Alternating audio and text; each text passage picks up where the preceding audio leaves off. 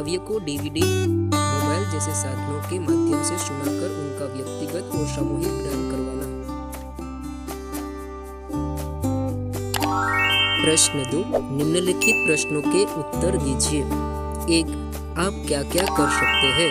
उत्तर, मैं नदी में तैर सकता हूँ, मैं कुएं से पानी निकाल सकता हूँ, मैं साइकिल चला सकता हूँ, मैं पतंग उड़ा सकता हूँ, मैं क्रिकेट में अच्छी बल्लेबाजी और गेंदबाजी कर सकता हूँ। इस तरह मैं बहुत से काम कर सकता हूँ। विविध क्षेत्रों में मनुष्य ने क्या क्या प्रगति की है? उत्तर, रासायनिक खाद और ट्रैक्टर बनाकर मनुष्य ने कृषि क्षेत्र में अनाज का उत्पादन बढ़ाया है। विद्युत शक्ति से चलने वाली मशीनों द्वारा उसने औद्योगिक क्षेत्रों में कपड़ा, प्लास्टिक, रबर आदि से तरह तरह के उत्पादन किए हैं। भवन निर्माण के क्षेत्र में उसने अनोखी सफलता प्राप्त की है।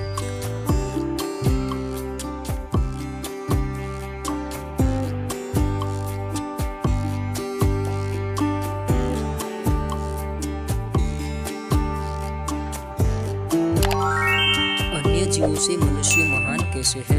उत्तर, मनुष्य के पास अन्य जीवों की अपेक्षा सोचने समझने की विशेष बुद्धि है। उसी बुद्धि के द्वारा उसने अनोखे आविष्कार किए हैं। मनुष्य को वाणी का वरदान मिला है। उसके पास भाषा की शक्ति है। इसके बल पर उसने सभ्यता और संस्कृति का विकास किया है। इस प्रकार मनुष्य अन्य जीवों की अपेक्षा महान है।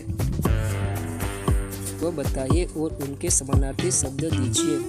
उत्तर, धरती, भूमि, पृथ्वी, पर्वत, पहाड़, नदी, सरिता, माटी, मिट्टी, अंबर, आकाश, अग्नि, आग, पवन, हवा।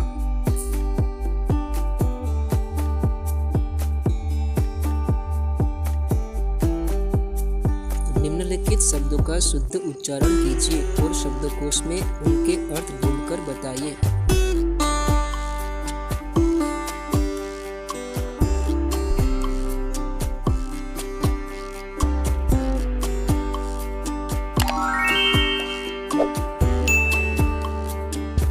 निम्नलिखित काव्य पंक्तियों का भावार्थ बताइए। उत्तर, हे पृथ्वी के पुत्र, तेरे पास हिमालय जैसा उच्च दर्जे का दिमाग है।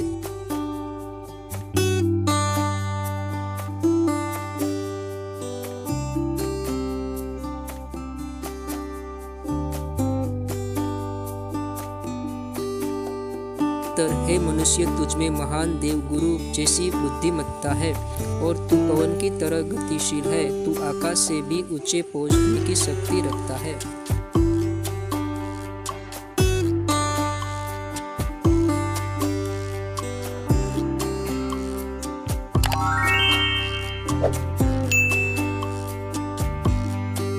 प्रश्न 1, निम्नलिखित प्रश्नों के उत्तर लिखिए।